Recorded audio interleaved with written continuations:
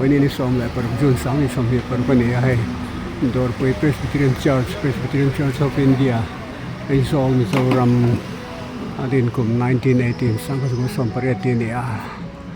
Dawrpui kohhran Biakin, let's say well kohhran Mechimalana. In Kilo, Tang of pangpar borvel, ole, lute. Kung kapui kan lute tichuan. Oh, hey, Masabera.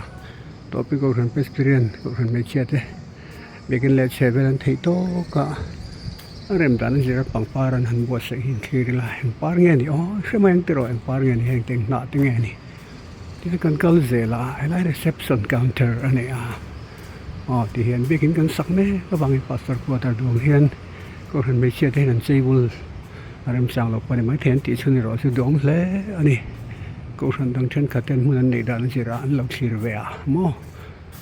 ti hian ang parngeni oh ni lom ti thleng khani ta se thế làm em lấy lại khởi hành cái ba ngàn nọ ngàn này ô vậy thì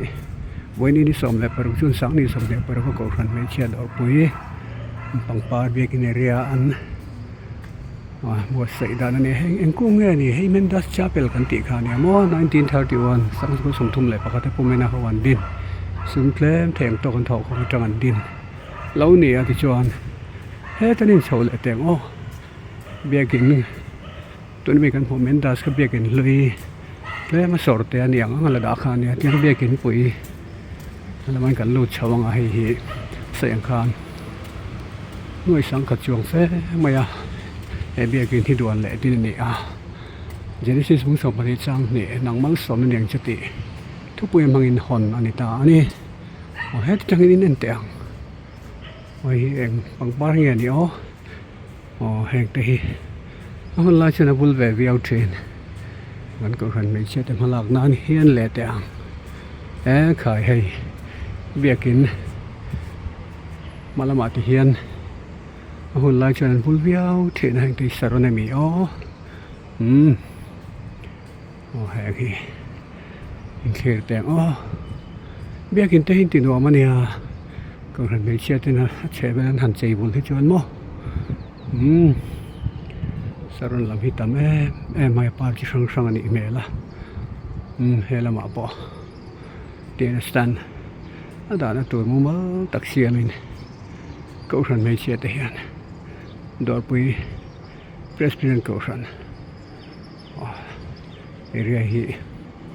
an chei moi chena hei nge ni in lok teng Dawrpui kohhran kumsana sang khas ko som pariat tang sang ni som pariat Tiane Dawrpui kohhran centenary mo kumzana mau som ni ang chen si zu so pani chang ni khat October sang ni som pariata hian e biakin hi hon ani ta ni biakin thar hi mo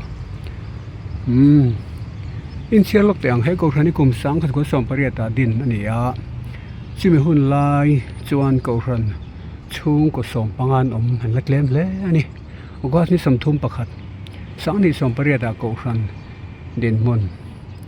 kohhran upa som pakhat boral nual to tianga hian pazawate mo parokam lote rol to upa eng lai te tin pastor pakhat kohhran chung kwa thum som kwa pakwa kohhran member dan zokin kohhran member ri sang khazere somnga dan zokin sang khat za somli pariat.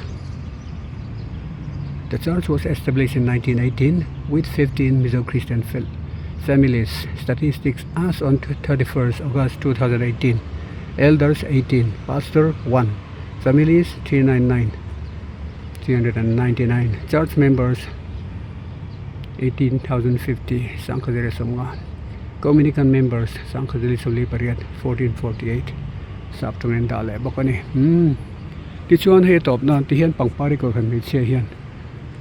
Far te chi kan tia mi hang te hi aban moi em ti song te khani kan sei do chu bekini angi langana tia da top chonin sang chonin ni puilan som thina chu bang chon amun bela pangpar le thil dang an sei moi ne hian borok te ti dai nom thina ni ole voi ni som le paruk jun sang ni som ni le paruk hi ta dar oma chip ki ta ki cross ole ti song khani ro se hi shedu nom thina bangin mun sang zo kho la mun sang tangin zon chu la pol tangin when update ni som parung jun sang ni som ni paruk ko ran me che te ma na pangpar chum chang vela an ta lang lok ani ni le no mu le